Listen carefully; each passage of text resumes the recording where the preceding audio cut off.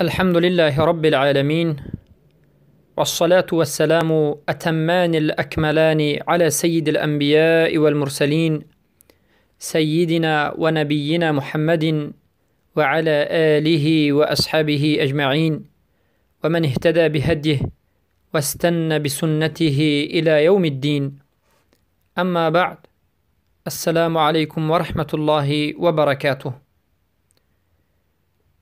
بإذن الله سبحانه وتعالى این حلقه 27 از آموزش کلمت التوحید لا اله الا الله محمد رسول الله، نیست معبودی بر حق بجز الله و محمد صلوات الله ربی و سلامه علیه رسول الله می باشد.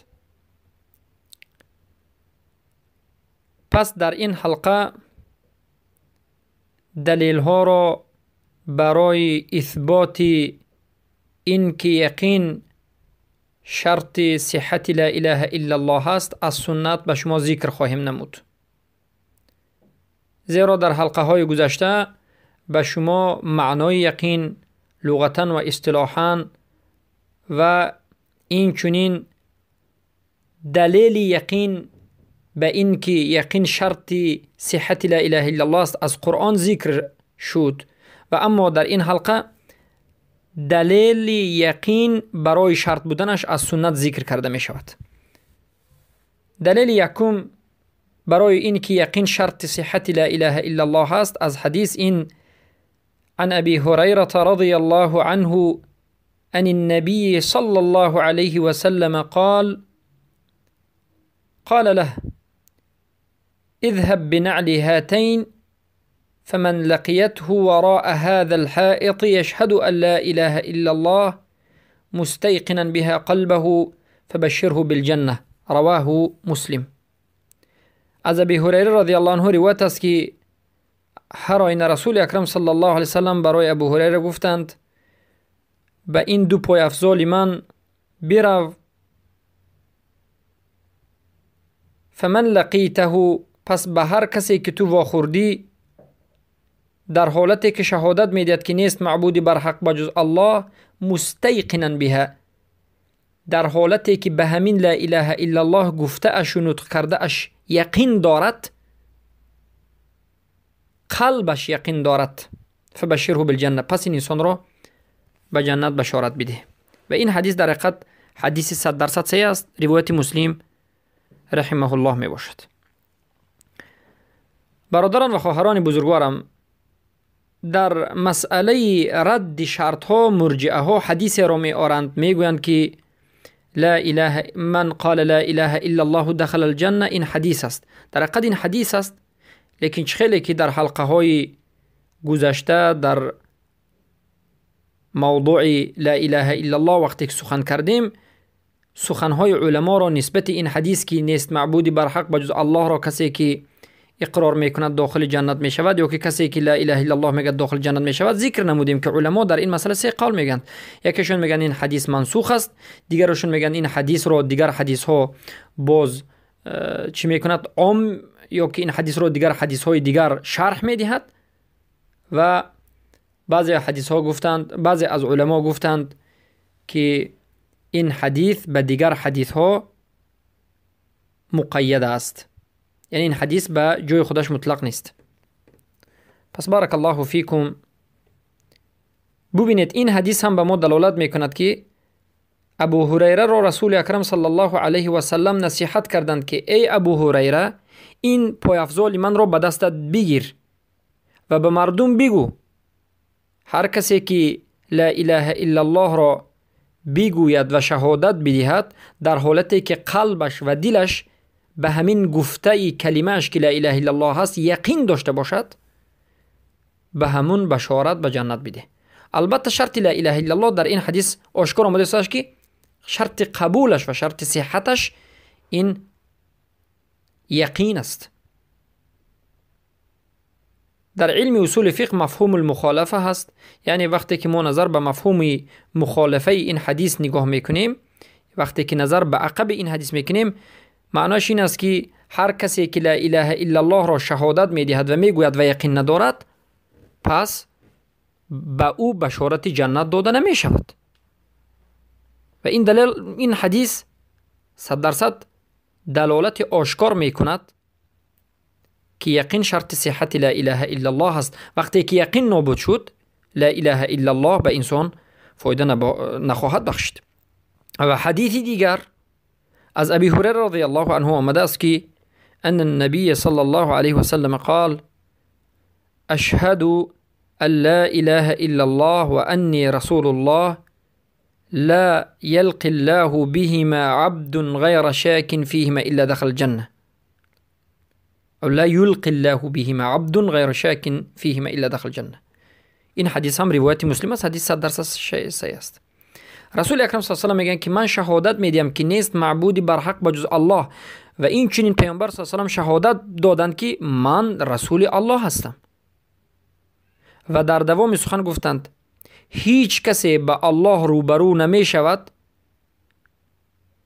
با این دو کلمه در حالتی که شک به این دو کلمه، یعنی به این دو شهادتین نداشته باشد، مگر اینکه داخل جنت می شود. معنای سخن همین است که هر کسی که در روز قیامت با الله رب العزت و الجلال روبرو بشود در حالتی که اشهد ان لا اله الا الله گفته است و انی رسول الله گفته و ان محمد صلی الله علیه و سلم رسول الله گفته است، رسول الله را همچون پیامبر قبول کرده است و در همین مسئله شک نداشته باشد، این دلالت میکرد که یقین داشته باشد در همین مسئله، داخل جنت می شود. پس اگر شما سوال بکنید که آیا این حدیث دلالت میکند می کسی که بگوید لا اله الا الله و محمد رسول الله و هیچ عملی نکند و یقین داشته باشد، آیا همین هم ممکن است یا نیست؟ البته ممکن نیست. هر کسی که کلمه شهادتن را بگوید و یقین به این شهادتن داشته باشد، حتما گفتیم شرط یقین این عمل است. یقین انسان همون وقت همچون یقین قبول می شود و یقین انسان همون وقت همچون یقین صادقا قبول کرده می شود. صادق بودنش معلوم می شود که انسان عمل را آشکار بکند. وقتی که انسان اشهد ان لا اله الا الله و ان محمد رسول الله بگوید و بگوید که من یقین دارم، قلبم دلم پر از یقین است، اما عمل هیچ عملی نداشته باشد، این دلالت میکند که یقین ندارد و جای یقین شک است و جهل است. بارک الله فیکم. و این حدیث هم آشکار دلالت میکند که کسی که شک داشته باشد، یعنی یقین نداشته باشد، لا اله الا الله و محمد رسول الله که میگوید در روز قیامت هیچ فایده ندارد. و شک این کفر شک است و شک کفر است که ما بعد از این شرط لا اله الا الله رو به شما شرح و توضیح دادن، ضد این شرط، ضد یقین شک رو به شما، کفر شک رو به شما شرح و توضیح خواهیم داد.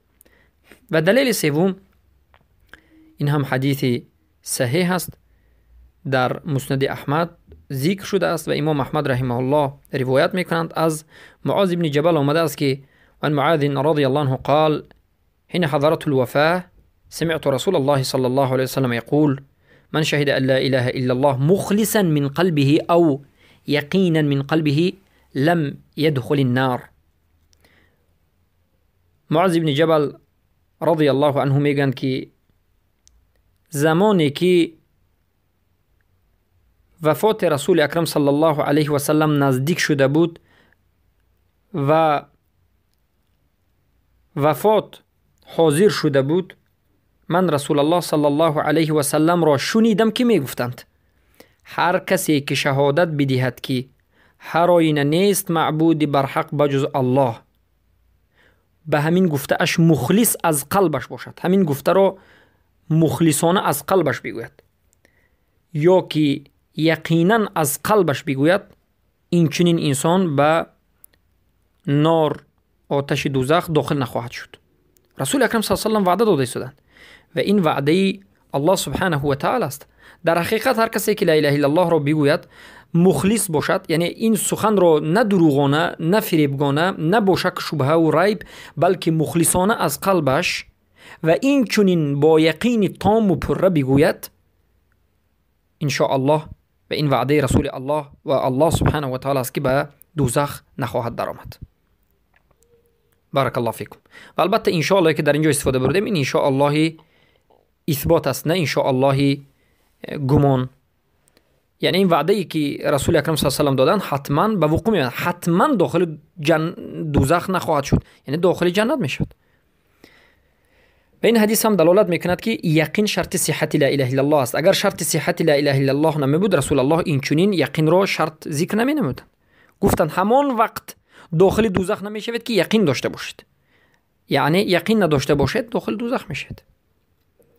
و دلیل چهارم این چنین از حدیث معاذ بن جبل است که ان رسول الله صلی الله علیه وسلم قال ما من نفس تموت وهي تشهد أن لا إله إلا الله وأني رسول الله يرجع ذلك إلى قلب موقن إلا غفر الله له.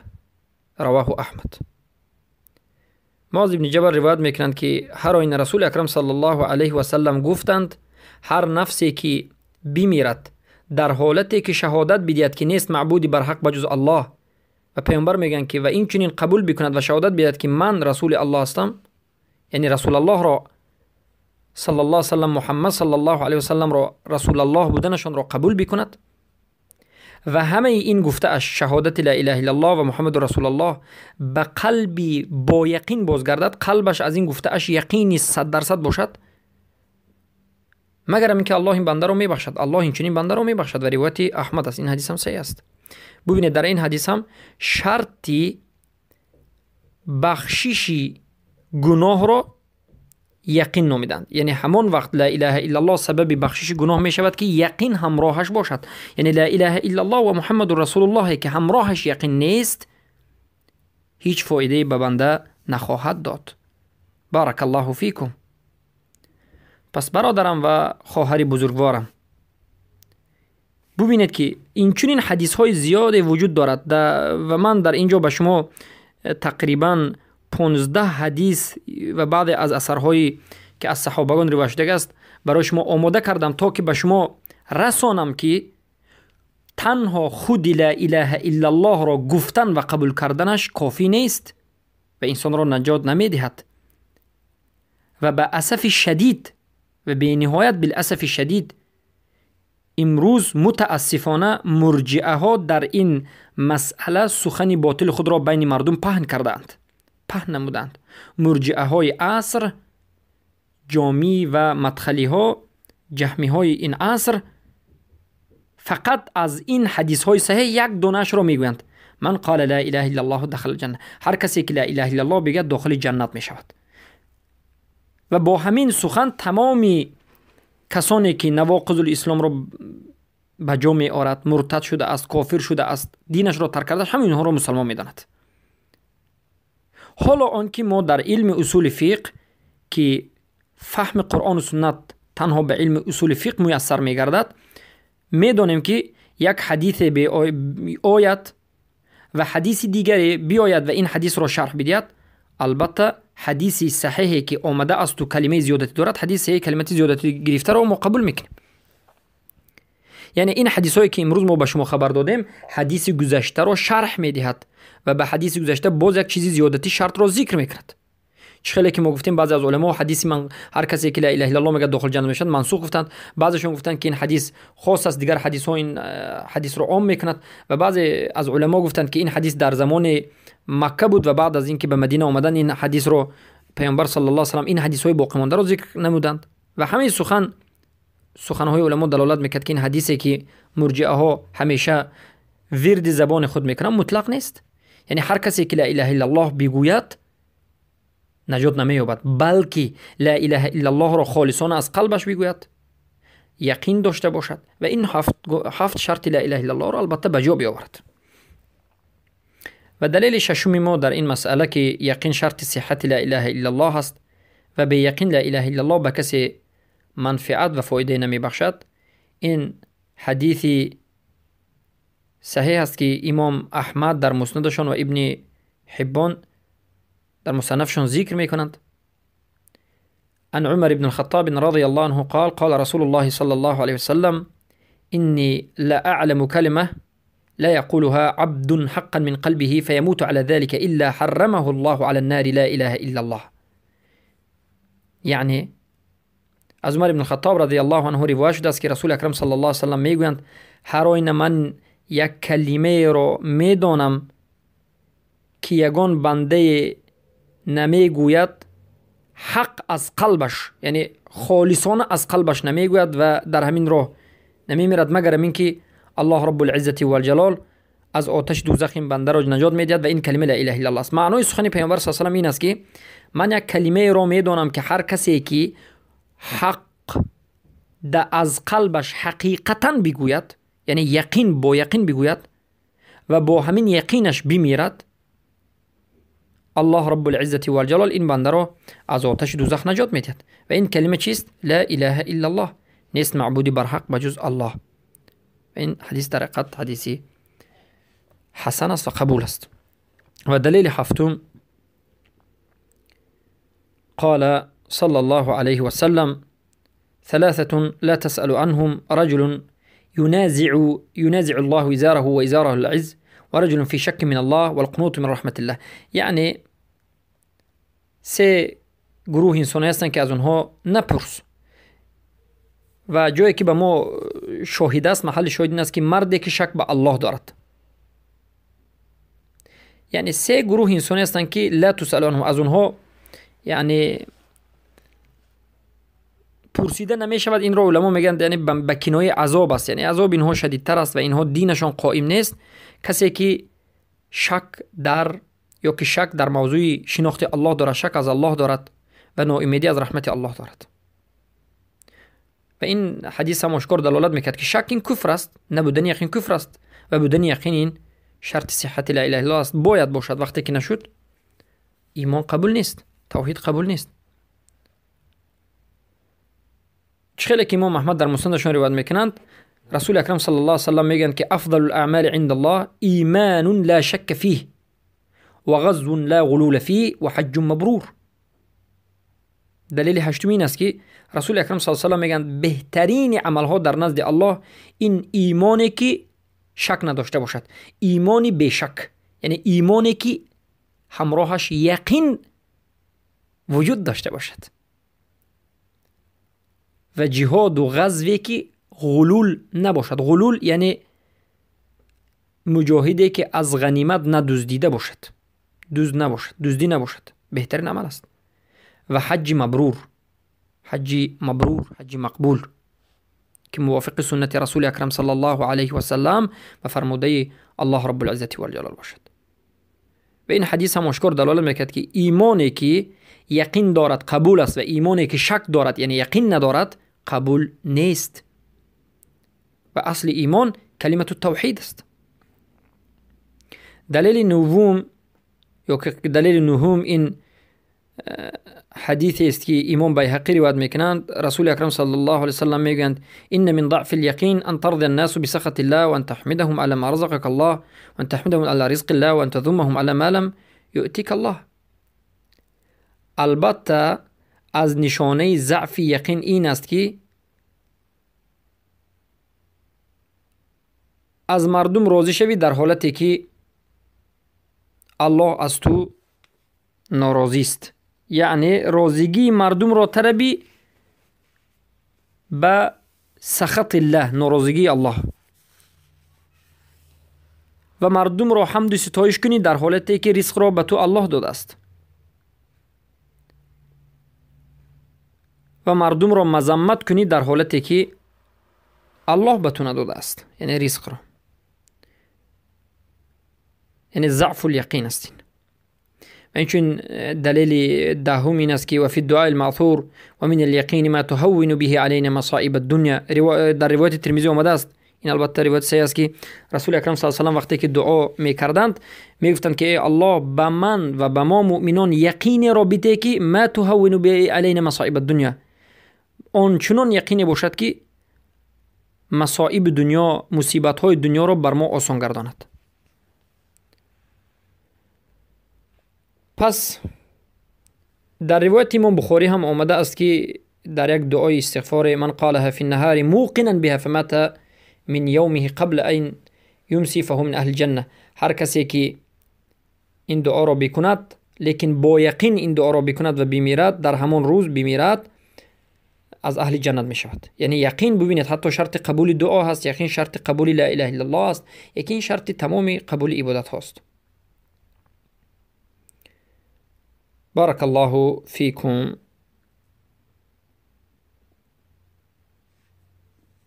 این چونین رسول اکرم صلی الله علیه وسلم میگن 5 چیزی که من لقی الله بهن مستقیما دخل الجنه.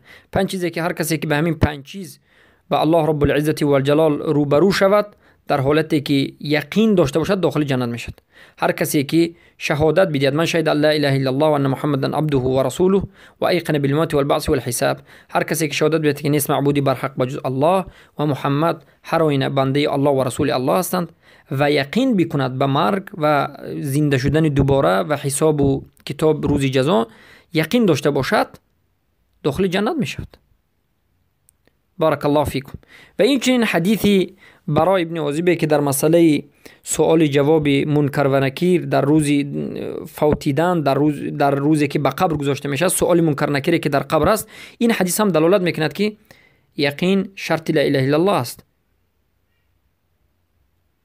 جواب منافق را نگاه میکنیم که جواب منافق در درون قبر بعد از مرگش این از نبودن یقین است. وقتی که ملکین 2 فرشته به نزد مرده می آیند و می پرسند که من ربک، منافق میگه که سمعت الناس یقولون قولا فقلت مثله، من مردم را دیدم که یک سخنی میکردم، منم مثل منها کردم، یعنی به یقین. و در روایت اومده است که لا ادری كنت اقول ما یقول الناس، من نمیدونم، من هم چیزی که مردم میگفتم. این حدیث متفق علیه است و این حدیث هم دلالت میکرد که سببی جواب ندادن منافق به این سوال ملکین، سبب جواب دادن نتوانستن منافق به 3 سوالی که در قبر می شود: ربت کیست، 3 اصول دین، رب تو کیست، پیامبرت کیست و دین چیست. منافق سبب جواب ندادنش و نتوانستنش این است که در این دنیا یقین نداشت. چخیلی که امام بخاری روایت می کنند در کتابشون از عبدالله ابن مسعود رضی الله عنه که میگویند الیقین الایمان کله، یقین تمام ایمان است، یقین تمام ایمان است. و این سخن عبدالله ابن مسعود رضی الله عنه را امام بخاری روایت میکنند. برادران و خواهران موحدم، بارک الله فیکم، بعد از این 10 تا 13-14 حدیث ها و اثرهایی که به شما ذکر نمودیم که همه اش حدیث های صحیح است، از مسلم، بخاری، روایت احمد و متفق علیه است، به شما بیان کردیم، فهمیده می شود که در حقیقت یقین شرط صحت قبول لا اله الا الله است. وقتی که بنده لا اله الا الله را نطق بکند، بگوید، معنایش را فهمد، اما یقین نداشته باشد، این لا اله الا الله به انسان فایده ندارد.